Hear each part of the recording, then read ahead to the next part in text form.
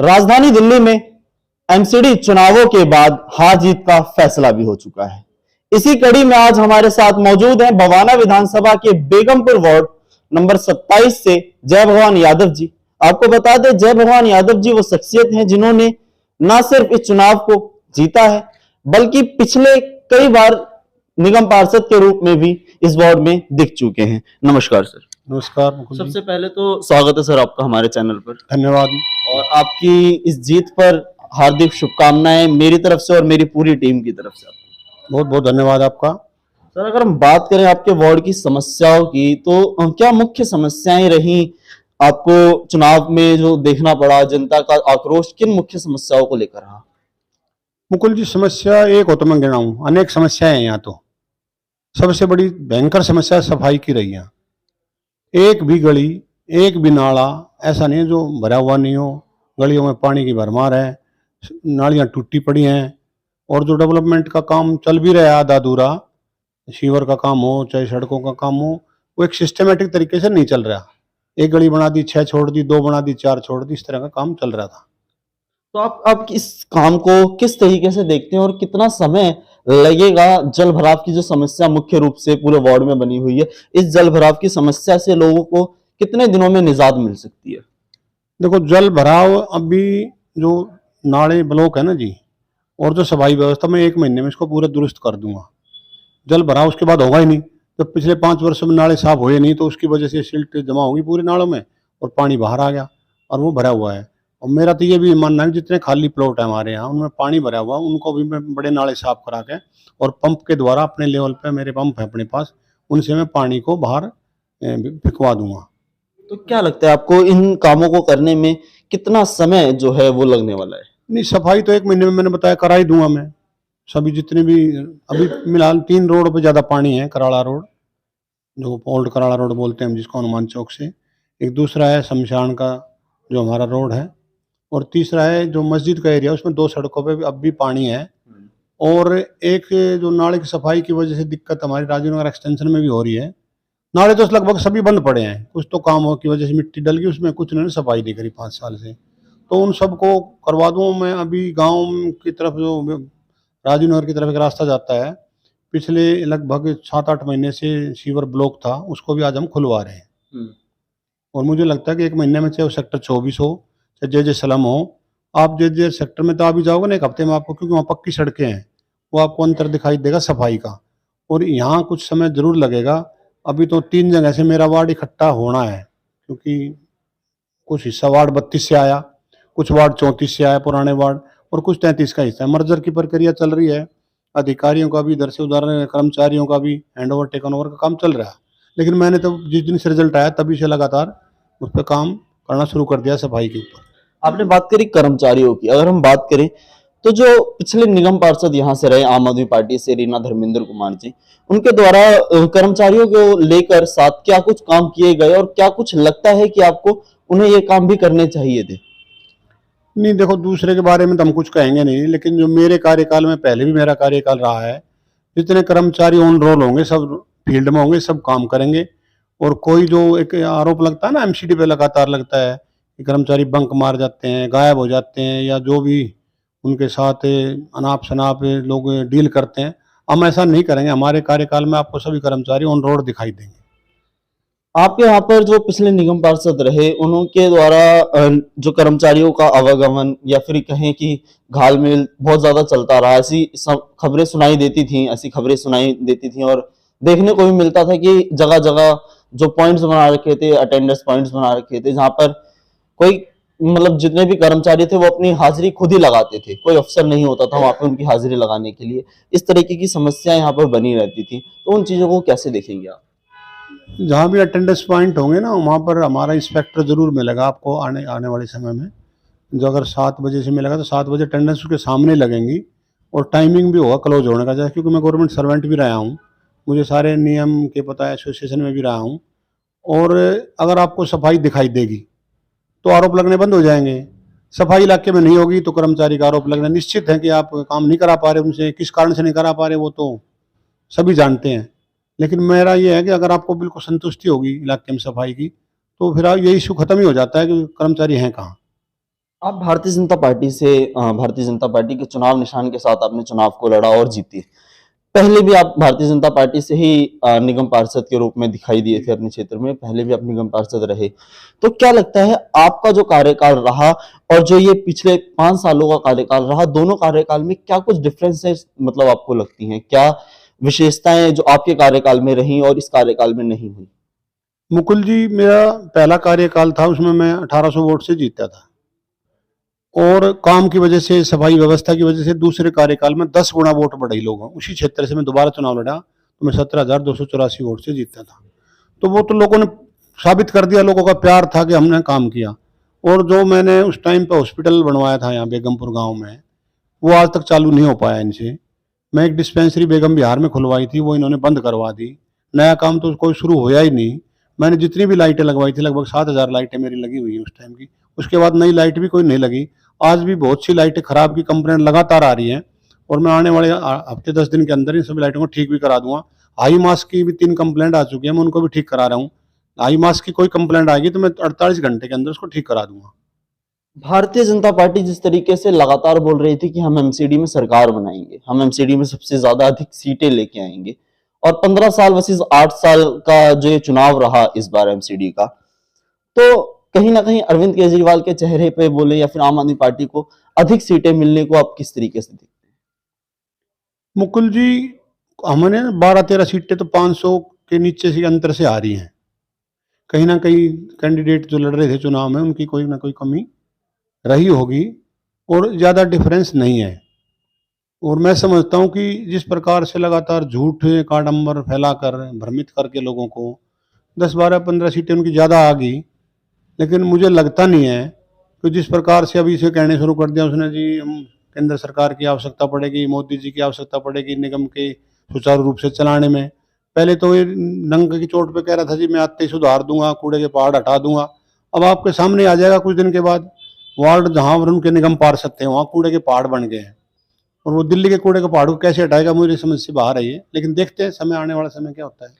आप बेगमपुर गांव से हैं और इस चुनाव में मुख्य रूप से एक सिलसिला चला था गांव वर्सेस कॉलोनी, और कहीं ना कहीं लोगों के जहन में अभी भी ये बात चल रही है कि जो गांव का विकास है वो पहले होगा या अधिक होगा कॉलोनियों के मुकाबले, क्योंकि जो निगम पार्षद इस बार चुन के आए हैं मतलब कि आप, वो गांव से हैं। तो इस चीज को आप कैसे देखते हैं और जनता को इस चीज से किस तरीके से आप जनता को बोलेंगे कि इस तरीके का हो या ना हो?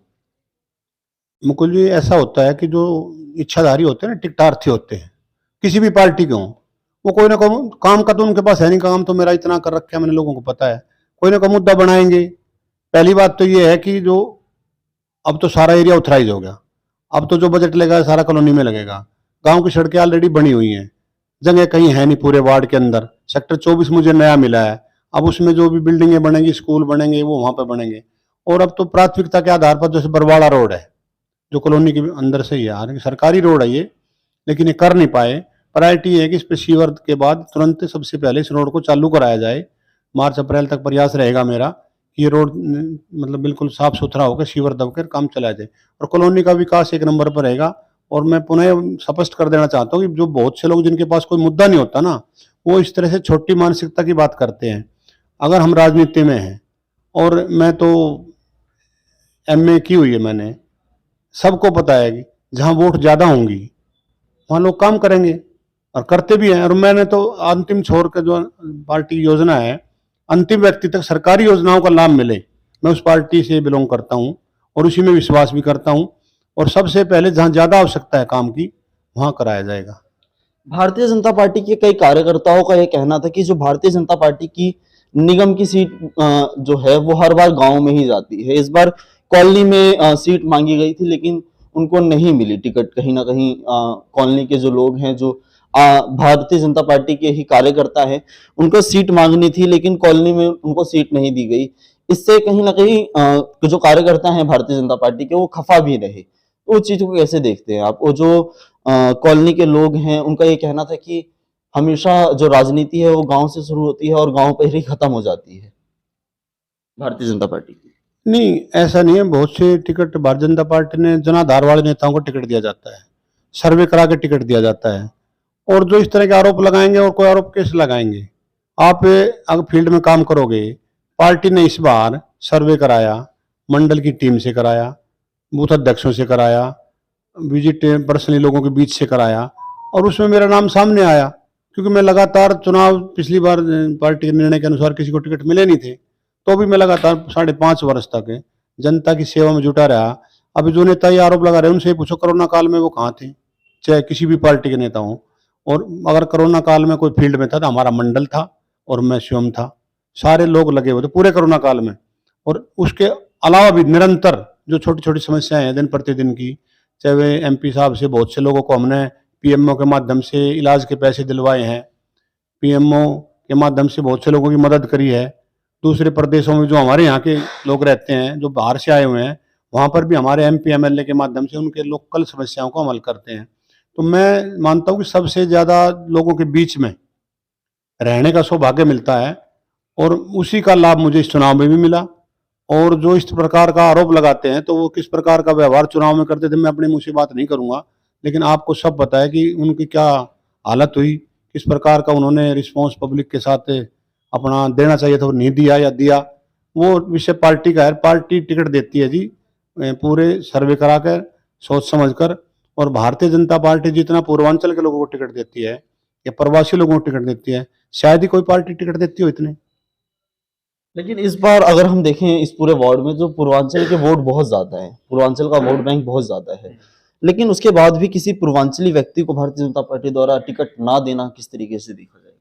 नहीं, आप इस वार्ड की बात कर रहे हैं ना, साबर डेयरी में पूर्वांचल कोटे का टिकट था। अगर आप रिठाड़ा वार्ड में बात करो तो पूर्वांचल कोटे का टिकट था। आप किराड़ी विधानसभा की बात करो तो पूर्वांचल कोटे का टिकट था। तो ऐसा नहीं है, पार्टी को जहां पूर्वांचल का बहुत है। अभी पहली 2 बार लगातार पार्टी ने समयपुर बादल से, जो कि इसमें गांव लगते हैं, और भगत जी जो हमारे पूर्वांचल के नेता हैं, उनको 2 बार एमएलए लड़ाया है। तो ऐसा आरोप तो निराधार है कि हमें टिकट नहीं देते हैं, पार्टी टिकट देती है, ऐसा तो नहीं है कहीं भी। आपके पूरे वार्ड की अगर हम बात करें तो पूरे वार्ड में कहीं पर भी पार्क देखने को नहीं मिलता हमें, जो पुराना वार्ड रहा था। इस समय जब सेक्टर 24 जो जुड़ा है उसमें कहीं ना कहीं पार्क मिल जाते हैं, लेकिन पहले पूरे वार्ड में पार्क नहीं थे। कॉलोनी के जो लोग हैं उनको पार्कों की इस्तेमाल करने के लिए कॉलोनी से बाहर जाना पड़ता है। तो आप इसको कैसे देखेंगे, और क्या आप अपने कार्यकाल में इस बार जो कॉलोनी के लोग हैं उनको पार्क की सुविधा मुहैया करवा पाएंगे? देखिए, अनऑथराइज कॉलोनियों में कहीं भी पार्क की जमीन नहीं है, बीच में ग्राम सभा की लैंड भी नहीं है, ताकि हम उसको विकसित करा सकें। लेकिन मेरा ये प्रयास है, बिल्कुल सटा हुआ क्षेत्र है हमारा सेक्टर 37 का, इसमें पार्क डेवलप करा देंगे, जो अपने यहाँ के लोगों की समस्या है। और उधर सेक्टर 22 मेरे पास रहा है पहले, वहाँ भी 85 पार्क थे, और 39 पार्क मेरे कार्यकाल में सौंदर्यकरण भी मैं करा के गया था जी। तो उनका भी यूज हमारे राजीव नगर के लोग करते हैं। और अभी एक स्पोर्ट कम्प्लेक्स बन रहा है अपने बिल्कुल बेगम बिहार के साथ। मेरा कहने का मतलब, तीनों तरफ हमारे डीडी की लैंड है, डीडी के पार्क है, और उनमें हम सारा काम करा देंगे, और वहाँ घूमने के स्थान मिलेगा उनको। भारतीय जनता पार्टी द्वारा बीते कुछ दिनों में लगातार एंक्रोचमेंट को बड़ा ही जोर दिया गया। एंक्रोचमेंट लगातार हटाई गई भारतीय जनता पार्टी द्वारा, या यूं कहें कि एमसीडी द्वारा। लेकिन फिर देखने को ये मिलता है कि वो एंक्रोचमेंट दोबारा से उसी तरीके से जस के तस बनी हुई है। तो उस पर आप किस तरीके से काम करेंगे? क्योंकि कहीं ना कहीं एंक्रोचमेंट के कारण जो ट्रैफिक है वो दिक्कत आती है, ट्रैफिक लगता है सड़कों पर। तो इन चीजों को कैसे देखेंगे आप? अभी अगर हम यहाँ की बात करें, तो सेक्टर 22 में आम आदमी पार्टी का पार्षद जीत के आया वार्ड से, वो रोड उसके पास है, इस पे एनक्रोचमेंट है। इधर का रोड हमारे पास है।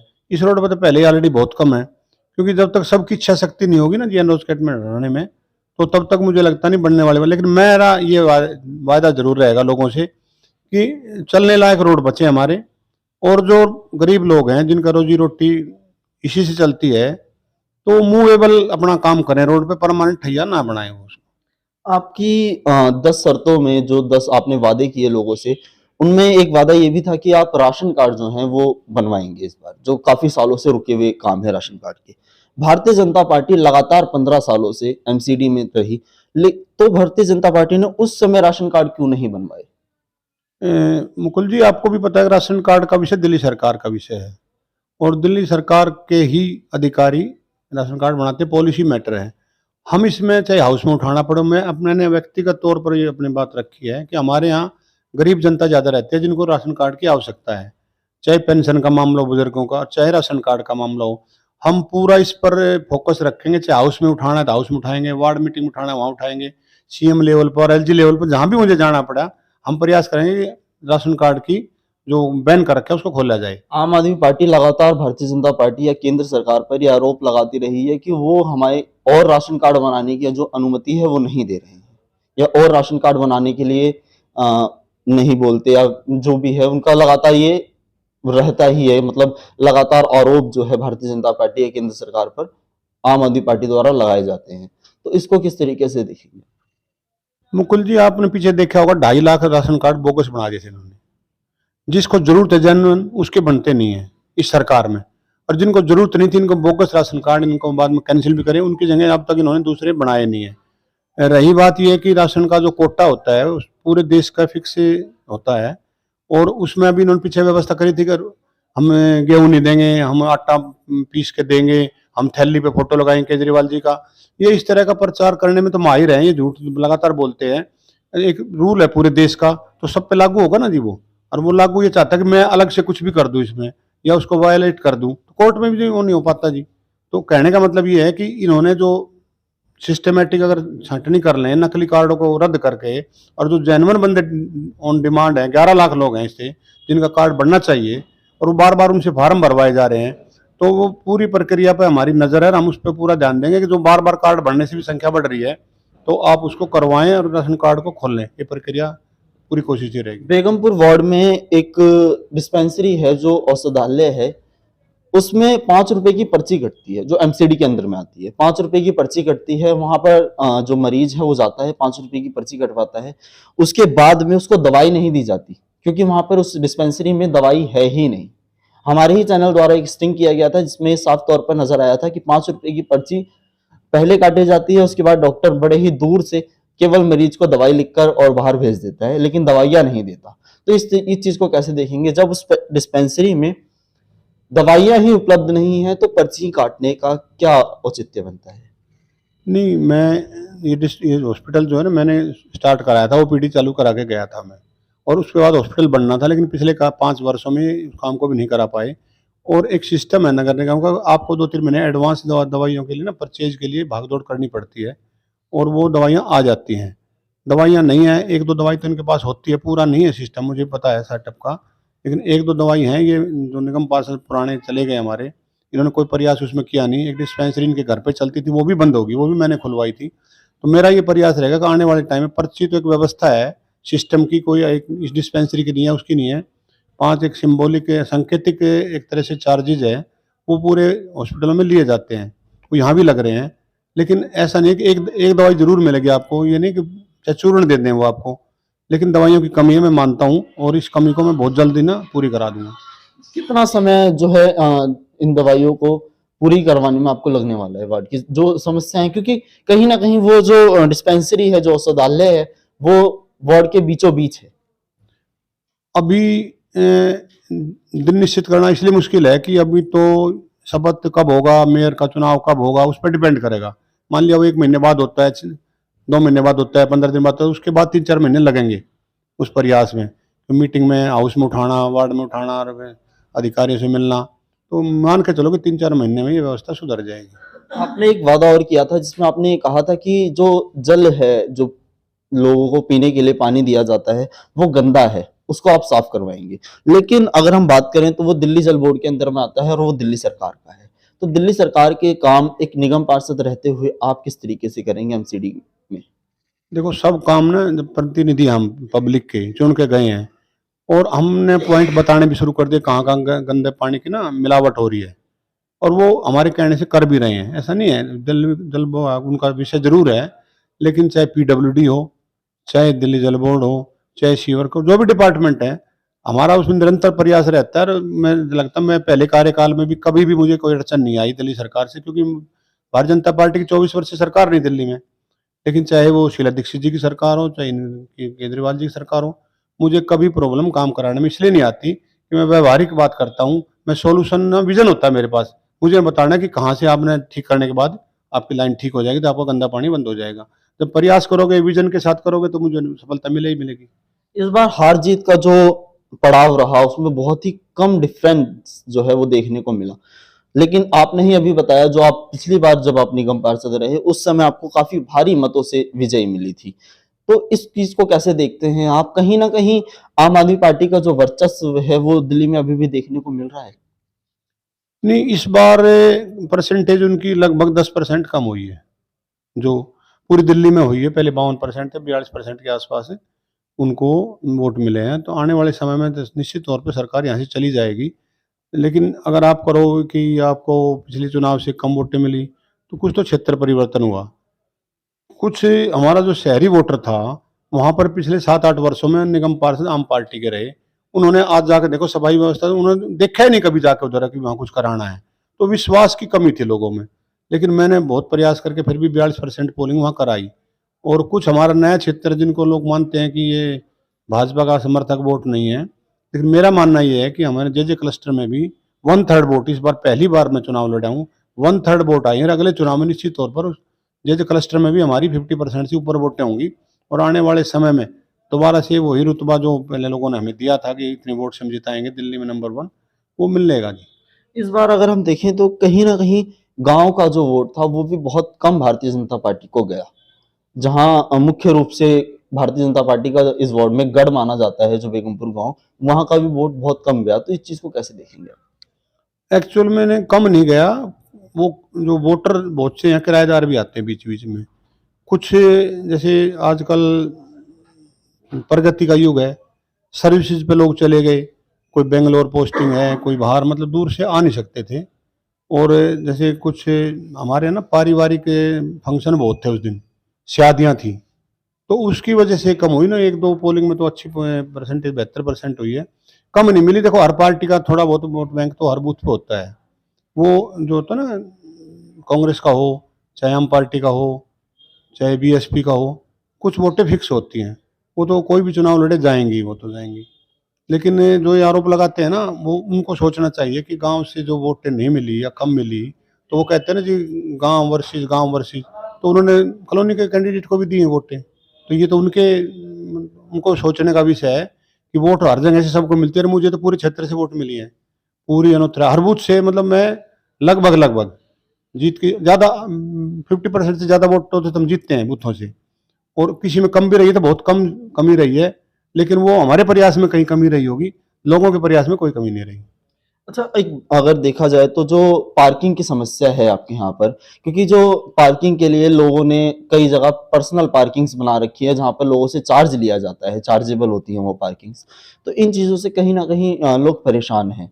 तो एमसीडी के अंतर्गत अगर कोई पार्किंग की समस्या जो देखी जाए या फिर यूँ बोला जाए कि एमसीडी द्वारा पार्किंग लोगों को दे दी जाए, तो इस चीज़ से लोगों को जो प्राइवेट पार्किंग जिन्होंने खोल रखी है, उससे निजात मिल जाएगी।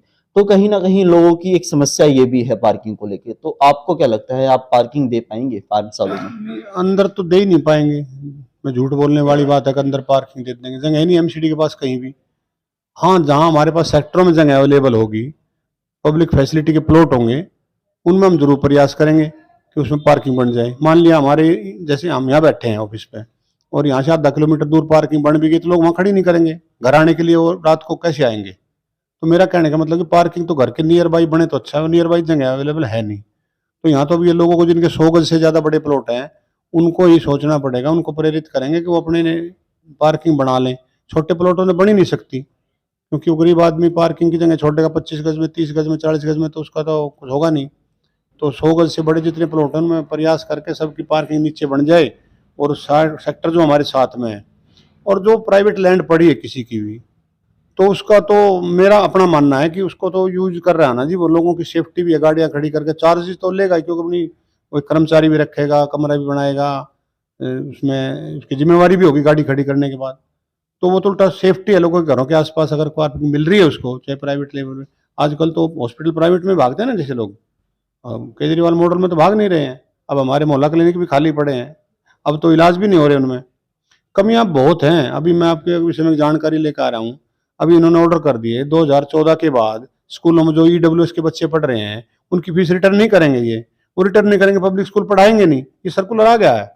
तो ये तो सिर्फ भ्रमित हो रही है सरकार, विज्ञापन चला रहे हैं, और जो असली चीजें है ना लोगों को पता लग पा रही है कि क्या हो रहा है। अब आप बिजली का जो बिल है उस पर चले जाओगे, अगर कमर्शियल, बहुत से लोग यहीं के तो लोग कमर्शियल यूज कर रहे हैं दुकानों को, उसमें 270 रुपये और उस पर 9 प्रकार के टैक्स लग रहे हैं। अगर आप मकान बंद भी रखो, दुकान बंद भी रखो, तो भी 1200 रुपये बिल आएगा आपको। तो बहुत सी ऐसी बातें हैं जिनको लोगों को पता नहीं लग पा रहा, और भ्रमित स्थिति चल रही है, क्योंकि आप बार बार एक चीज को फोकस रखोगे ना, टीवी पे झूठ बोलते रहोगे, झूठ बोलते रहोगे, तो कई बार तो ये बच्चे कहते हैं ये फोटो मेरे को ना टीवी बंद के बाद भी फोटो दिखाई दे रहा है। तो वही हालत दिल्ली की हो रही है। दिल्ली में जो दिल्ली प्रदेश अध्यक्ष थे, उनका इस्तीफा देना भारतीय जनता पार्टी को किस तरीके से चोट पहुंचाएगा? नहीं नहीं, ये भारतीय जनता पार्टी अध्यक्षीय प्रणाली हमारे यहाँ, मंडल अध्यक्ष से लेकर जिला अध्यक्ष और नैतिक जिम्मेवारी लेते हुए आदेश गुप्ता जी ने रिजाइन कर दिया, पार्टी ने एक्सेप्ट कर लिया। हमारे यहाँ कार्यकर्ताओं की कमी नहीं है, बहुत अच्छा काम आदेश गुप्ता जी ने करा है, ऐसी कोई बात नहीं है। 10-12 सीटें कम रही, नैतिक आधार पर उन्होंने रिजाइन कर दिया। और अगर दूसरी पार्टी होती जो पैतृक पार्टी है तो वो शायद एक्सेप्ट भी ना करती, क्योंकि वो उनका वफादारी होती है उनके यहाँ। और यहाँ तो एक कार्यकर्ता है, तो बूथ अध्यक्ष से लेके यार आदमी कुछ भी बन सकता है यहाँ, और कोई बड़ी जिम्मेवारी पार्टी उनको दे देगी। उसमें तो कार्यकर्ता बदलते बदलते रहते हैं, आज वो इधर है, कल उधर है, कल उधर है। अब हमें 6 वर्ष पहले टिकट नहीं मिला तो हमने तो ठीक है काम करते रहे। भारतीय जनता पार्टी का कार्यकर्ता काम करता रहेगा, जो जिम्मेवारी मिलेगा उसको निभाएगा। और ये नैतिक जिम्मेवारी के आधार पर उन्होंने रिजाइन किया है, पार्टी ने एक्सेप्ट कर लिया, इसमें तो कोई ऐसी बड़ी बात है नहीं। और दूसरी व्यवस्था तक वीरेंद्र सचदेवा जी देख रहे हैं, उनको भी हमारी हार्दिक बधाई है कि वो भी श्रेष्ठ कार्यकर्ता निगम निगम पार्षद की अगर हम बात करें तो निगम पार्षद की कोई सैलरी नहीं होती, लेकिन फिर भी निगम पार्षद बनने की होड़ जो है लोगों में वो लगी रहती है। तमाम कार्यकर्ता चाहे वो किसी भी पार्टी का हो, निगम पार्षद की सीट टिकट मांगने के लिए और तमाम पैसे जो हैं चुनाव में झोंक दिए जाते हैं। तो इस चीज को आप कैसे देखेंगे? निगम पार्षद की जब कोई सैलरी नहीं होती तो इतनी मारामारी क्यों निगम पार्षद बनने के लिए? देखो ऐसा होता ना, एक सेवा का एक माध्यम है।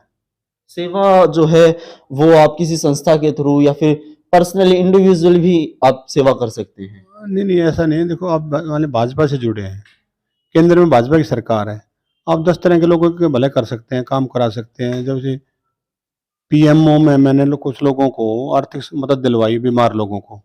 अगर मैं शायद राजनीति में नहीं होता या निगम पार्षद नहीं होता तो मुझे लगता नहीं कि मेरी रिकमेंडेशन पे किसी का भला हो सकता था। एक तो ये कारण है।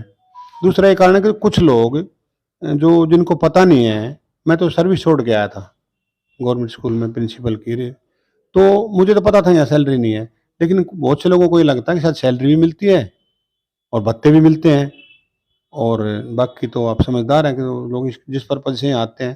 तो जिनका जैसे राजनीति में पढ़े लिखे लोगों की संख्या कितनी है, आप मेरिट में उठा के देख लें, कितने लोग एमए बीएड होंगे, रिकॉर्ड आ जाएगा ना जी भी आपके सामने।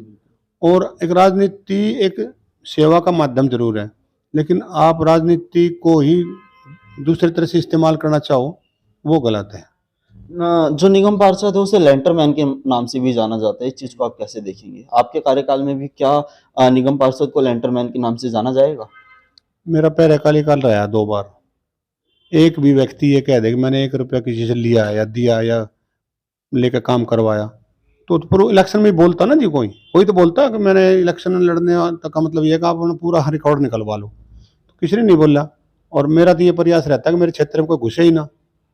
अनुतराई का क्षेत्र है, वैसे भी गरीब लोग रहते हैं, तो यहाँ तो मैं अब नहीं था तब भी मैं मदद करता था। किसी के पास कोई आता था, पुलिस वाला आता था, एमसीडी वाले आते थे, तो मेरा फोन जाने के बाद मुझे लगता नहीं किसी ने पैसे दिए हो किसी को। लेकिन जो आरोप जिन पर लगेंगे वो लगेंगे, अगर आप गलत काम नहीं करोगे तो आरोप नहीं लगेंगे। तो आग जलेगी ना तो धुआं तो जाएगा ना जी कहीं ना कहीं। इंटरव्यू को आखिरी पड़ाव की ओर लेके चलते हैं और आखिरी में आप जनता की किस तरीके से सहायता मांगेंगे? जो जनता की समस्याएं हैं, जल भराव की समस्याएं हैं, तमाम अलग अलग समस्याएं हैं, तो उसमें आप क्या चाहेंगे कि जनता किस तरीके से आपको सहायता कर सके? जनता से तो इतना ही सहयोग है, जो सफाई की व्यवस्था मान लिया, किसी को स्लैब हटाना है, हमारा कर्मचारी का स्लैब हटा तो मना ना करें। कई जगह सिल्ट निकालते हैं तो लोग मना करते हैं ना निकालें, तुरंत उठाएं, तुरंत उठती नहीं है, अगले दिन उठ जाएगी, गिल्ली उठती नहीं है ना जी। तो इस तरह का सहयोग तो लोगों से चाहिएगा हमें। और जब रोड वगैरह बने तो उसकी जो सेफ्टी होती है ना जी, अपने घर का हम सेफ्टी करते हैं, उसकी भी सेफ्टी करनी पड़ेगी। रोड पे कोई पशु ना जाए, कुत्ता वगैरह ना जाए, कोई व्हीकल ना जाए, ताकि उस पर रोड खराब हो। ऊंचा नीचा कई लोग करते हैं जी, मेरी तरफ ऊंचा कर दो, पड़ोस की तरफ झील कर दो, तो इस तरह की समस्याएं आती हैं। अब नई नालियाँ बनी हैं कई जगह, और लोगों ने जालियां लगा दी, अपना सीमेंट डाल दिया, तो उस पर भी व्यवस्था बातचीत कर कल निकालेंगे उन सबका भी, विषय चाहेंगे उनसे भी। तो ये थे जय भवान यादव जी, जिनको आपने सुना। इनके बारे में आपकी क्या राय है, इनके पिछले कार्यकाल के बारे में आपकी क्या राय है, जरूर बताइएगा कमेंट बॉक्स में। इंटरव्यू को ज्यादा से ज्यादा शेयर कीजिएगा। अगर हमारी ये वीडियो आप यूट्यूब पर देख रहे हैं तो हमारे चैनल को जरूर सब्सक्राइब कीजिएगा। इसी के साथ अगर इस वीडियो को आप फेसबुक पर देख रहे हैं तो पेज को जरूर फॉलो कीजिएगा। इसी के साथ मैं मुकुल, सब सच न्यूज के लिए।